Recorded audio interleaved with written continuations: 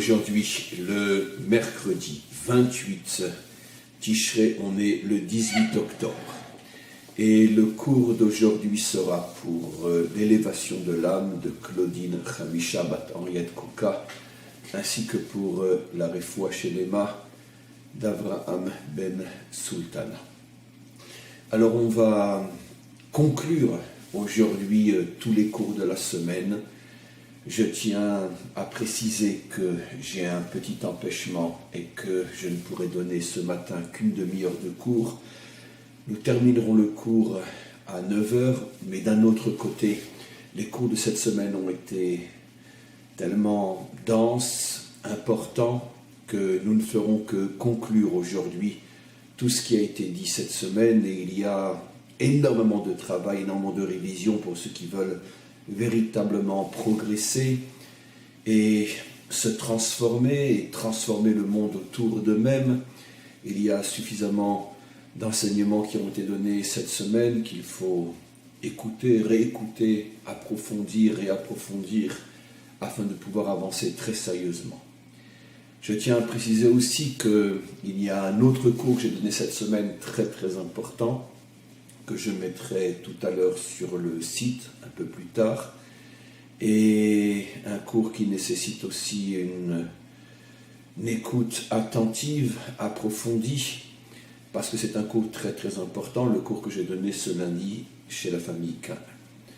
Donc cette petite demi-heure de cours, encore une fois, va être consacrée à une sorte de conclusion, mais en même temps en apportant un éclairage un petit peu nouveau par rapport à ce qui a été dit hier, qui va nuancer ou compléter ce qui a été dit hier, une notion que j'ai déjà souvent rapportée, mais qui dans le contexte de tout ce qui a été dit cette semaine et surtout de ce qui a été dit hier, va être présentée sous un éclairage nouveau, en ce sens qu'il nous éclairera plus encore. J'explique. J'ai enseigné hier que finalement la raison pour laquelle l'homme véritable, adamique, avait été créé le 6e jour, bien évidemment on parle de code, on a déchiffré ensemble ce code, la raison pour laquelle l'homme est créé le 6e jour. On a expliqué parce que le 6e jour représente la qualité de Yosef, qui est cette capacité de ne jamais s'écrouler, de ne jamais s'affaiblir, je préfère dire de ne jamais rester affaibli, désespéré, découragé, cette capacité de toujours reprendre le dessus, de surmonter les épreuves et finalement de transformer l'épreuve en tremplin pour s'élever toujours plus haut et atteindre des niveaux qui n'aurait jamais pu être atteint sans les forces dévoilées, développées, justement grâce à l'épreuve. La mida de Yesod, la mida de la stabilité dans le sens de ne jamais s'écrouler, et le Yesod, la fondation qui permet de construire une maison, c'est-à-dire une vie réussie dans tous les domaines, dans tous les aspects. Alors, ce que j'ai dit hier est fondamentalement juste, puisque je n'ai fait que traduire finalement ce que la Torah dit, en décodant le pourquoi de la création de l'homme le 6e jour. Mais d'un autre côté, ce que je dis pose un problème, pour 2 raisons. D'abord parce que le 6e jour n'est pas le dernier jour de la création, donc ne peut pas incarner la perfection, puisque selon le principe bien connu énoncé par les maîtres d'Israël, qui est l'une des clés de lecture de la Torah, quand il y a un processus, ce n'est seulement qu'à la fin de ce processus qu'on atteint le but et la perfection qui devait être atteinte grâce à ce processus. Dans la mesure où la création se termine le Shabbat, automatiquement, le Shabbat incarne la fin du processus, le pourquoi, le but et la perfection atteinte en fin de processus. Un processus de 6 jours pour aboutir au 7e jour. En plus, de la même manière que chaque jour a un attribut, une qualité qui lui correspond, le 7e jour, bien évidemment, a lui aussi un attribut, une qualité qui lui correspond. Cet attribut est, comme on le sait, le 7e, la Malchout, la royauté, incarnée par le roi David. Exactement comme nous l'avons vu pendant la fête de Sukkot, nous faisons rentrer dans notre soukha ce qu'on appelle les 7 ushpizines, les 7 justes qui sont invités, les 7 lumières, les 7 qualités qui se dévoilent chaque jour, l'une après l'autre, pendant les 7 jours de la fête de Sukkot. Le premier jour Abraham, le deuxième jour Yitzhak, le troisième jour Yaakov, le quatrième jour Moshe, le 5e jour à Aaron, le 6e jour, jour de la création de l'homme, Yosef, mais le 7e jour enfin, qui est le jour le plus important de la fête de Sukkot, que l'on appelle Hoshana Rabbah, le grand jour. Ce grand jour est sous le signe du 7e invité, David, royauté. Donc, pour toutes les raisons évoquées et combien d'autres encore, on a donc un problème. L'homme aurait peut-être dû être créé le 7e jour et non le 6e jour. Comment l'homme peut-il être créé dans un jour représentant une qualité importante, mais qui elle-même, semble-t-il, n'est encore qu'une étape vers la perfection finale, celle du 7e jour, incarnée par la royauté, le roi David. Alors en vérité, la réponse est simple. En tous les cas, la première réponse que je vais donner. Effectivement, le 7e jour, le jour du Shabbat, regardez, relisez, réétudiez les versets parlant du 7e jour. Le 7e jour se termine par une phrase que j'ai déjà évoquée des centaines de fois dans mes cours. Asher bara Elohim la'asot. Que Dieu, le maître du monde, a commencé une création, mais qui doit être terminée. Selon l'explication de Rashi, le mot la'asot signifie parfaire, terminer. Il faut donc parfaire cette création. Dans la mesure où, comme on a cessé de le dire, la création est essentiellement son but, qui est l'homme, la dimension, l'identité adamique, on doit comprendre que l'homme aussi, et surtout l'homme, a été commencé par le maître du monde, mais qu'il doit être terminé pour atteindre sa véritable perfection. L'homme est commencé par le maître du monde, c'est-à-dire qu'au départ, il y a un travail qui est fait par le maître du monde uniquement. Mais ce travail doit être terminé par l'homme. C'est sa mission, le pourquoi de son existence. Et c'est lui qui doit terminer sa propre construction, atteindre sa propre perfection. Et dans l'esprit du cours d'aujourd'hui, on comprend très bien ce que cela signifie. Le maître du monde a créé l'homme en lui donnant, en le créant le 6e jour.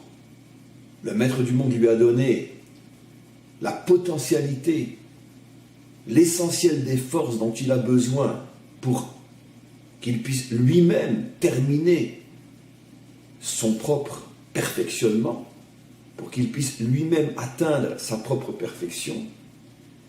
Il lui a donné 6 forces correspondant aux 6 jours de la création. Il a tenu à le créer le 6e jour pour que la 6e force soit la plus importante de toutes, car dans cette mission d'atteindre sa propre perfection, la force dont il aura le plus besoin sera justement la force incarnée par Yosef, la force du Yesod, parce que l'homme, dans son chemin vers sa propre perfection, va devoir traverser de très très très nombreuses épreuves. Il va malheureusement recevoir énormément de coups,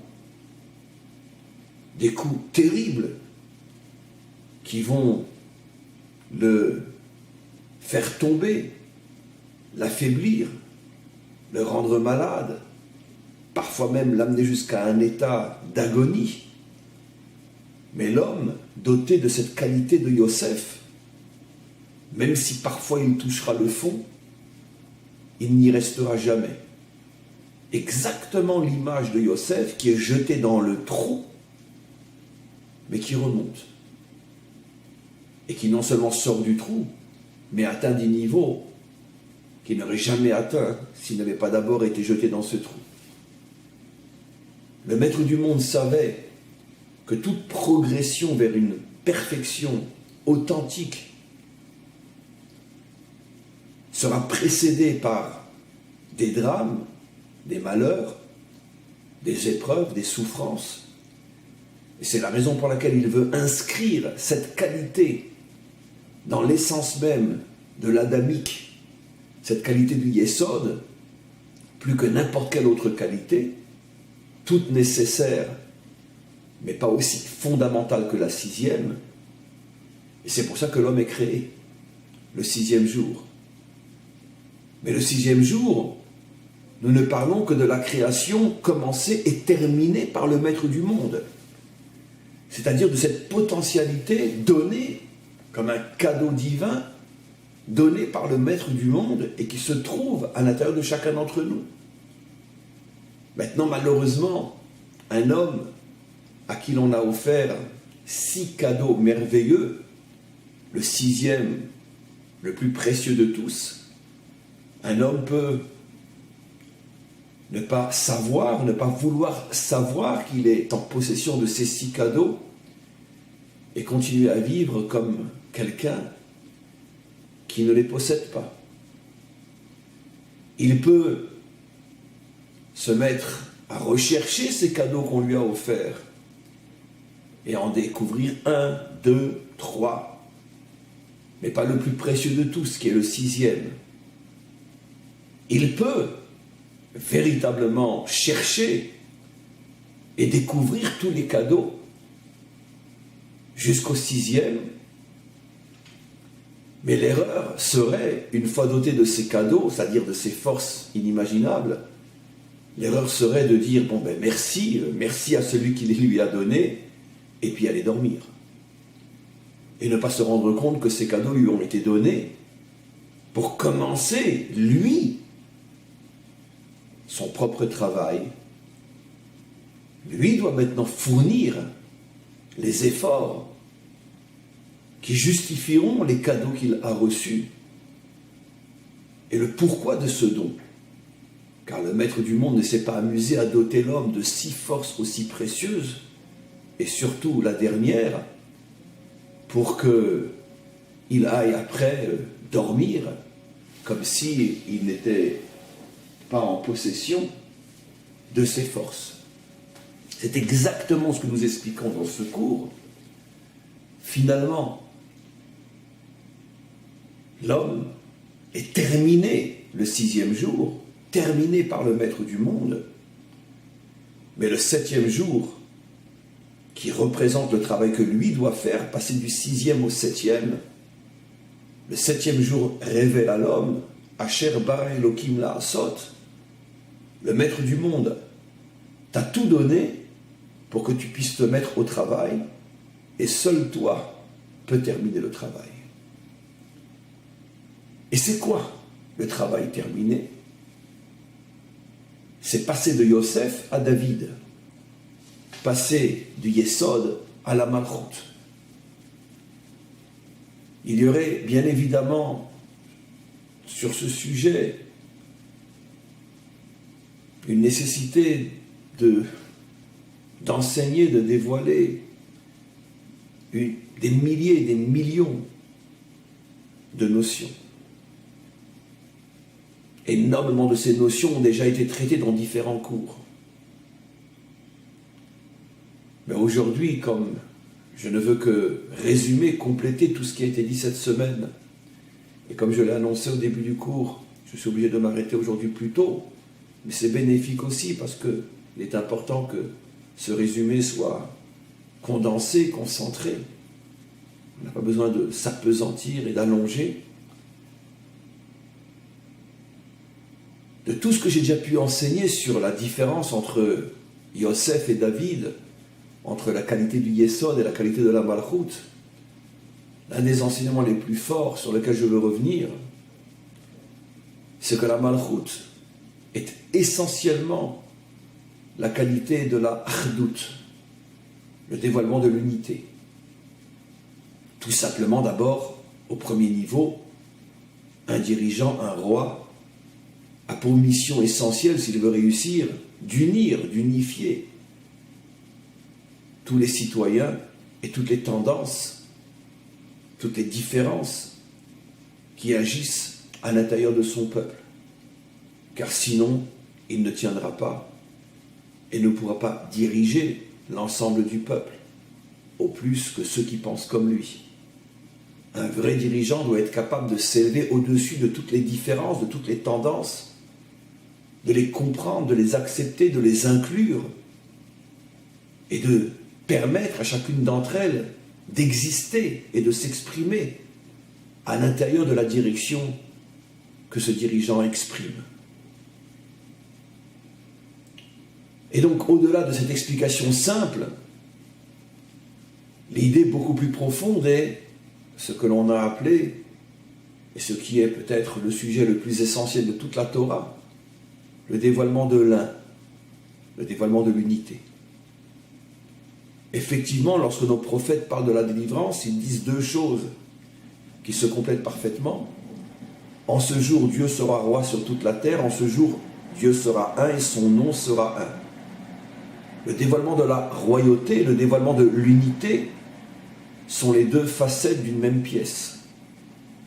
Parce que le véritable dévoilement de la royauté amène au véritable dévoilement de l'unité. C'est-à-dire que l'homme a été créé par le Maître du monde. L'homme a reçu 6 forces essentielles reçues par le Maître du monde, mais pour qu'il puisse œuvrer, agir, afin d'amener l'unité dans ce monde. Et c'est à son niveau qu'il dévoile la 7e qualité, qui est la qualité de l'unité, qui est la qualité, de la royauté.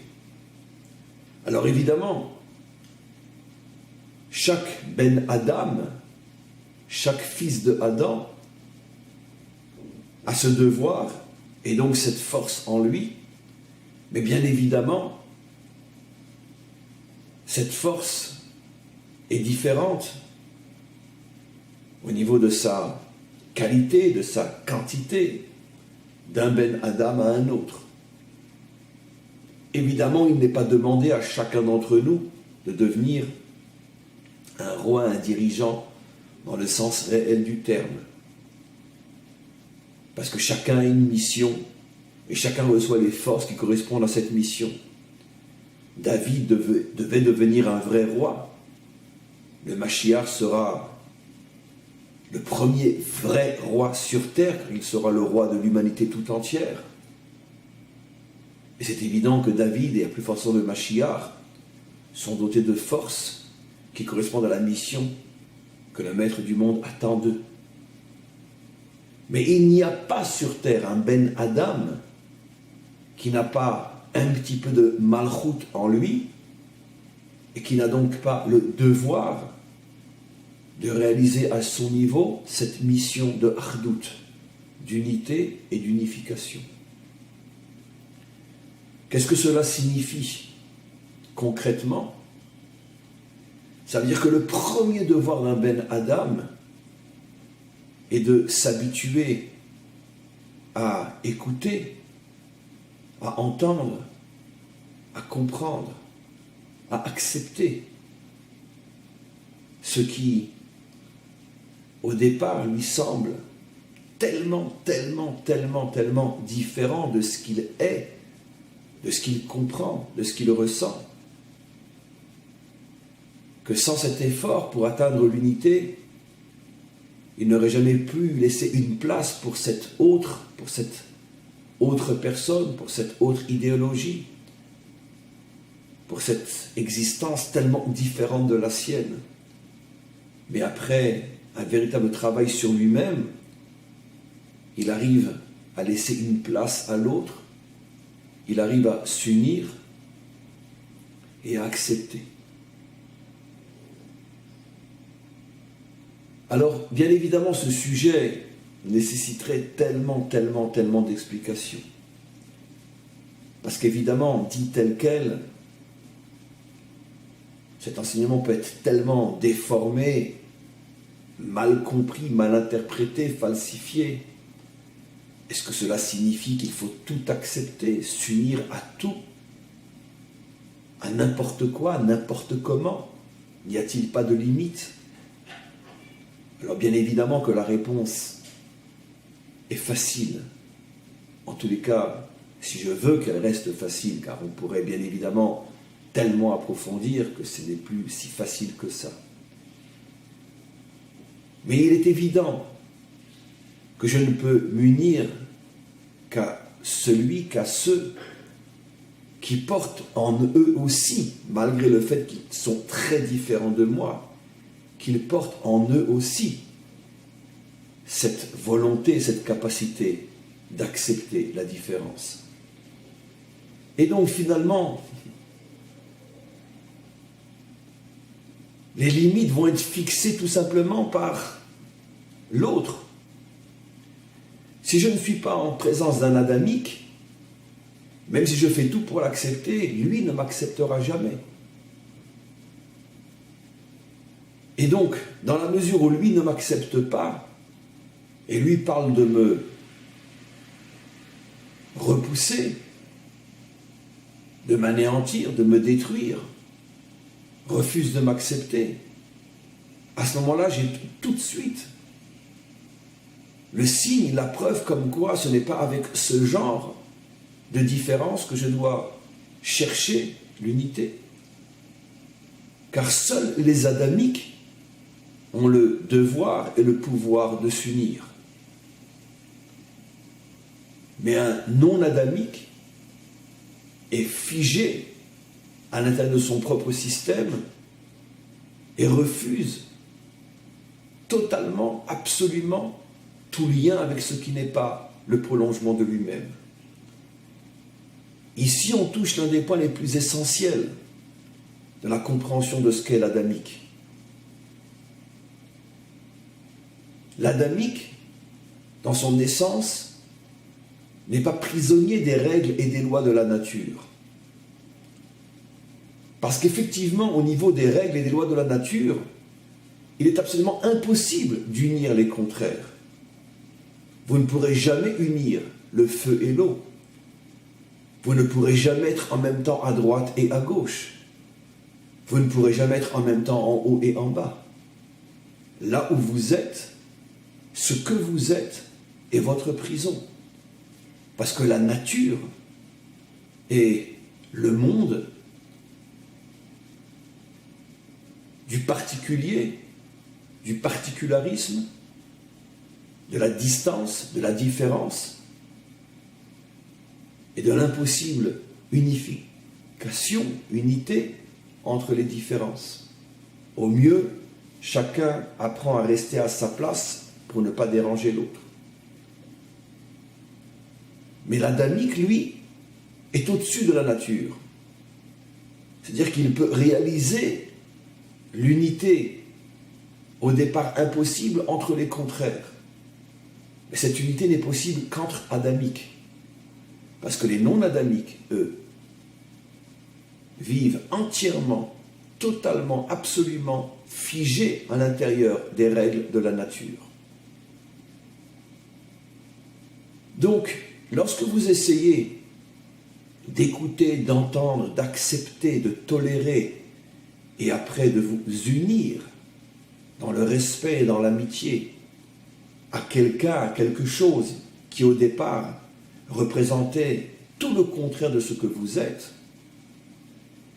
et que vous y arriviez parce que forcément l'autre aussi accepte et veut y arriver, vous aurez tous les deux la preuve que dès le départ, malgré la distance incroyable qui vous séparait, vous étiez tous les deux des adamiques, et c'est pour ça que, ayant fait l'effort de vous rapprocher, vous êtes arrivés à vous unir, à vous respecter, à vous tolérer, à vous comprendre.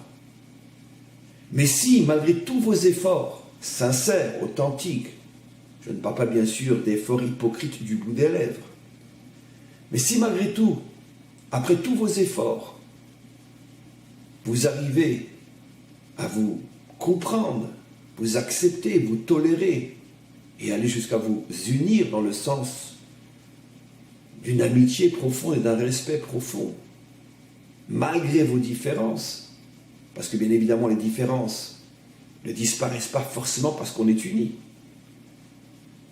L'unité se construit avec le ciment de la tolérance, de l'acceptation, de l'amitié, du respect, mais les idéologies restent peut-être différentes, malgré l'unité qui règne entre les deux personnes. Si vous arrivez à cela, vous avez donc la preuve que vous étiez des adamiques.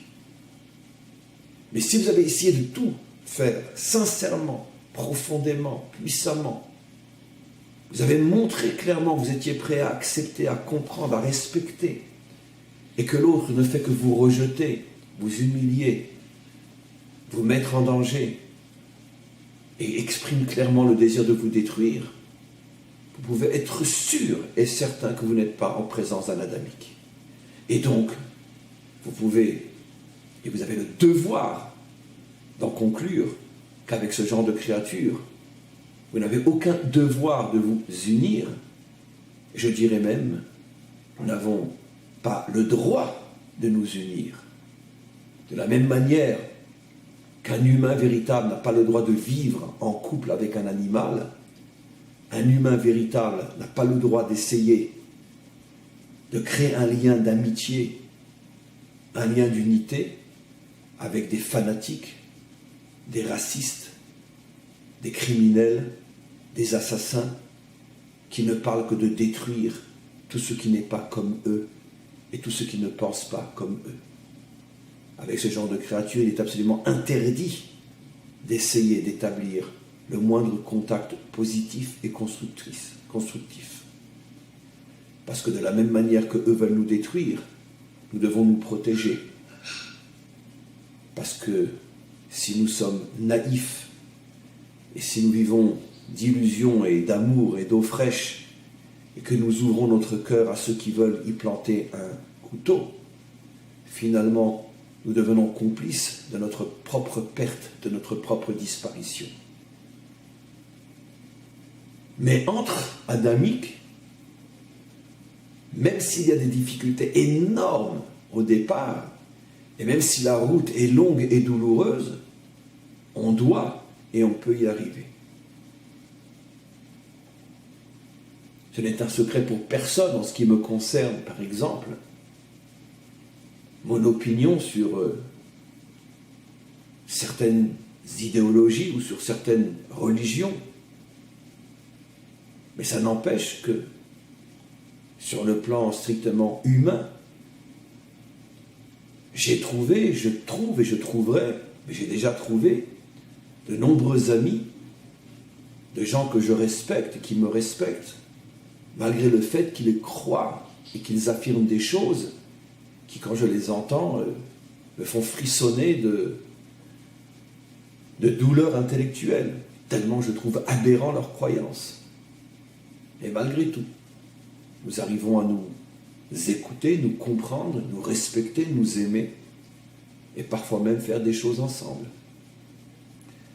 Parce que même si à mes yeux il se trompe complètement dans son idéologie, je ne perds pas espoir qu'un jour il le comprendra lui-même, mais le simple fait que malgré nos différences inimaginables, nous nous respectons, je sais que je suis en présence d'un adamique.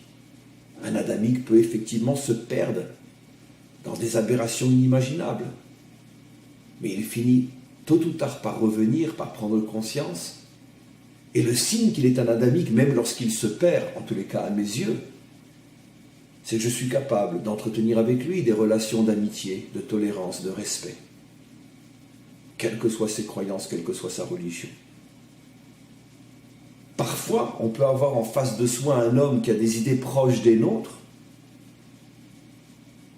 un homme dont les pensées, les idées, les croyances sont tout à fait acceptables pour l'autre, parce que très proches des siennes, et malgré tout dans le vécu, impossible de fusionner, impossible de s'écouter, de s'entendre, de s'accepter, de se respecter, de s'apprécier. Parfois, même entre personnes d'une même idéologie, d'une même croyance, il peut y avoir des guerres, des luttes, et parfois même une volonté de détruire l'autre. Peut-être, et c'est très souvent le cas, que l'un des deux, en tous les cas le plus violent, le plus méchant, n'est peut-être pas un adamique. Le signe de l'adamisme n'est pas la croyance, n'est pas l'idéologie. Le signe de l'adamisme n'est pas « tu penses comme moi, donc tu es l'un des miens ».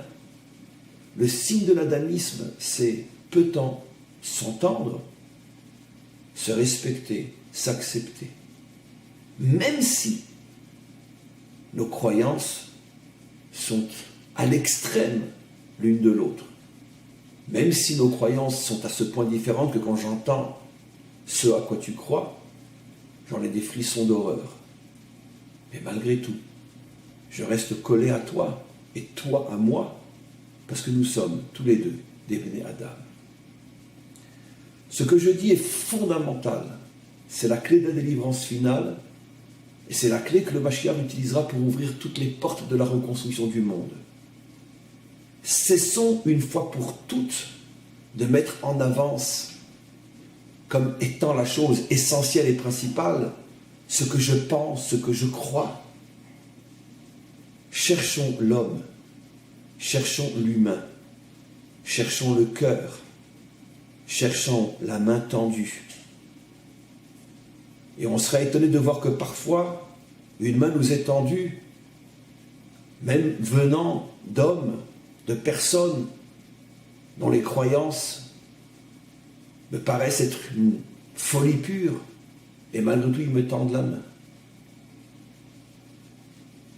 Lorsqu'on s'habituera à ne plus regarder la tête, mais regarder le cœur, ne plus regarder la pensée, mais regarder la main ouverte ou non, on s'apercevra que des millions, des centaines de millions d'hommes et de femmes peuvent, malgré leurs différences idéologiques, malgré leurs croyances religieuses, peuvent s'unir et prétendre à reconstruire le monde.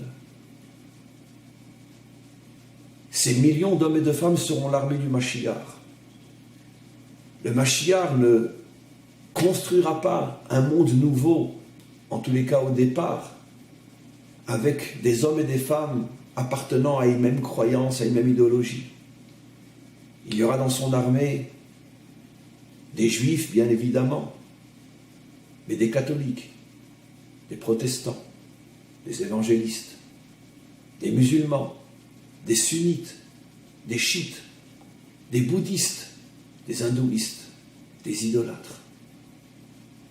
Il y aura toutes les catégories de l'homme et de l'humain. Mais il saura retrouver la dimension adamique qui est enfouie au plus profond de chacun, dans le bouddhiste, dans l'hindouiste, dans le chiite, dans le sunnite, dans le catholique, dans le protestant, dans l'évangélique, dans le juif. Il saura retrouver toutes ces dimensions adamiques, les révéler, et elles lui serviront de ciment pour unir ceux dont les idéologies sont tellement différentes. Au fur et à mesure, il reconstruira le monde, et peut-être qu'une fois le monde reconstruit, il arrivera à dévoiler une idéologie, une croyance qui correspondra plus et mieux au monde à venir. Mais ça, c'est déjà un autre sujet qui n'a strictement aucune importance aujourd'hui, parce que ce n'est pas notre travail immédiat. Notre travail n'est pas de réunir l'humanité sous le signe d'une même croyance. Notre but est d'unir l'humanité sous le signe de la tolérance, de l'acceptation, de l'amitié, de la tolérance. Et ça, c'est le devoir des Adamiques. Ce devoir est celui de notre génération, des générations à venir, car nous sommes dans les générations qui précèdent de très très près la délivrance finale, et nous y arriverons. Amen. Vechen Yeratzon.